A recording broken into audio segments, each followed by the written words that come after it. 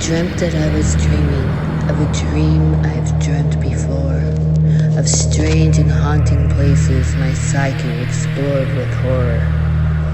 It started in a bedroom, in a desolate, serene, second-story tenement, in a dusty, rustic scene.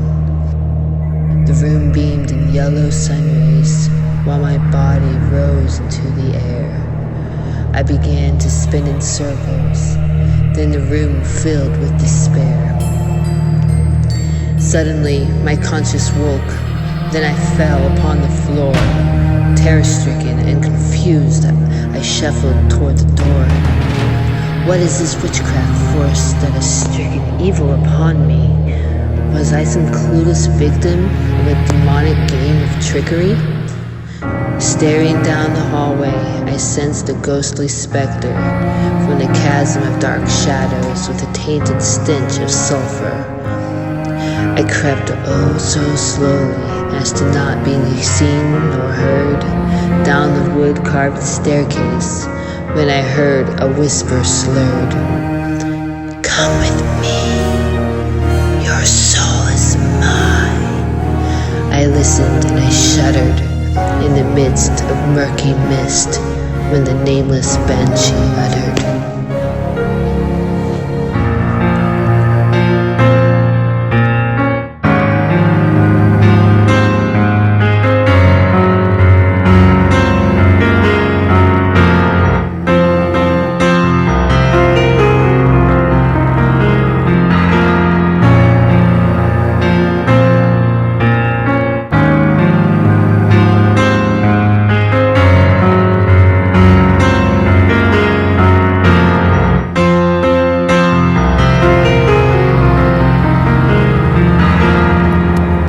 I stepped onto the sidewalk and gazed into the sky when I saw a blackened fog and watched black figures fly.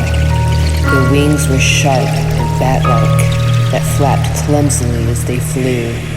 The demons churned within the fog like a boiling cauldron brew. The fog loomed over buildings with these creatures trapped inside. The sky turned as black as night. I had to find some place to hide. I ran into a churchyard and to the mausoleum door.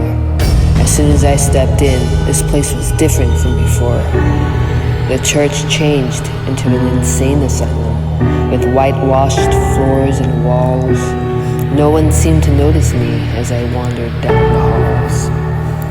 I saw one door was open, so I thought I'd peek inside. I saw a girl curled in the corner as if trying to hide.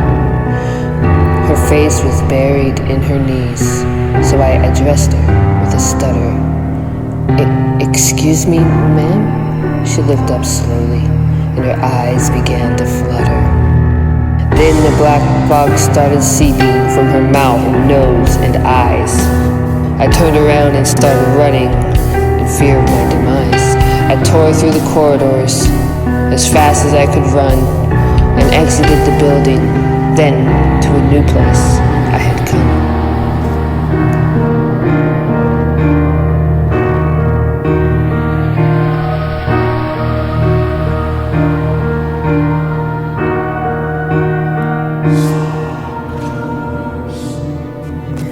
Now into a field of grass I stood.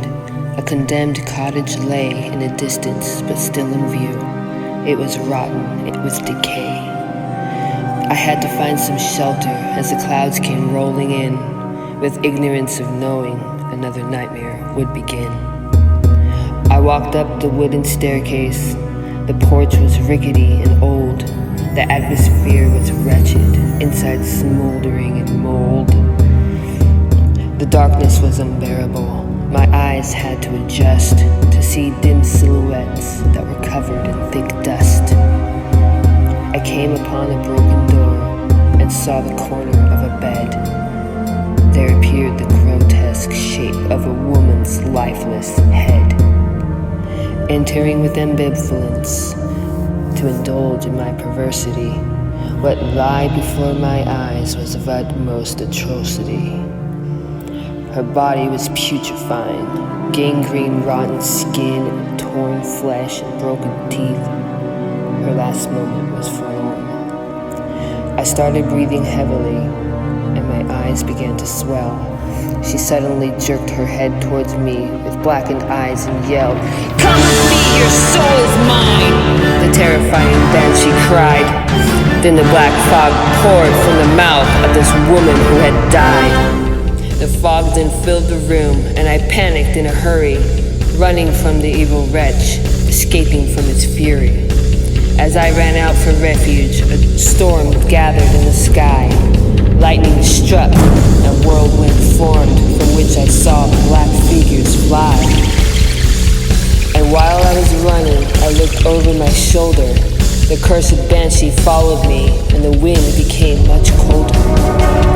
I searched for a hiding place, but alas, to no avail. I suddenly felt lifted up, felt my heart would fail. My heartbeat pounded faster as I slowly looked up at her. Her blackened eyes pierced through my soul. I was a mirror image of her. She opened wide her mouth and screamed, "Your soul is mine!" And I felt my conscience slipping, but I held on to my mind. I proceeded to struggle for freedom. I bit, I kicked, I clawed. Finally, I set myself free. Then I began to fall. As I went into a free fall, my hands covered my face. Then I felt pressure under my feet and opened my eyes in a different place. I was alone, standing in the street, in front of my apartment. It took a moment for me to grasp this fairy tale enchantment. I walked into the foyer where I saw my landlord stand. He was twisted and contorted. Then he reached for my hand. I ran away up the stairs and stumbled as I screamed. I saw my brother with a knife, cutting out his heart, it seemed. I let out another scream as I watched my brother bleed. My heart sunk, but I moved on to try and stop this evil deed. I locked the door behind me as I rushed into my room. I frantically searched for my Bible to find salvation from this doom. I discovered it was missing from the drawer of my dresser. Then the black fog filled the room. There, once again, was my oppressor. "Come with me, your soul is mine," she repeated to me yet again. This was it, my time had come. Let the charade come to an end. My heart pounded in my chest. My eyes widened, my throat tightened. I backed into the corner. I was done being frightened. I felt her strong grip on my ankle. With effortless torque she pulled. I landed hard on my back, then the air quickly cooled. She moved close to my face as I lay upon the floor. I felt my conscience start to slip, like it had once before. I went into a trance as I stared into her eyes. Just then, it all made sense. I was running from my lies. I had manifested all my hate into this evil alter ego. But I can't escape her. She follows me wherever I go. Curiously, I woke up, and I was laying in my bed. I stood up and walked downstairs, my thoughts whirling in my head. Was I alive or in hell? Or was I dreaming yet again? How can one tell the difference when dreams end and reality begins?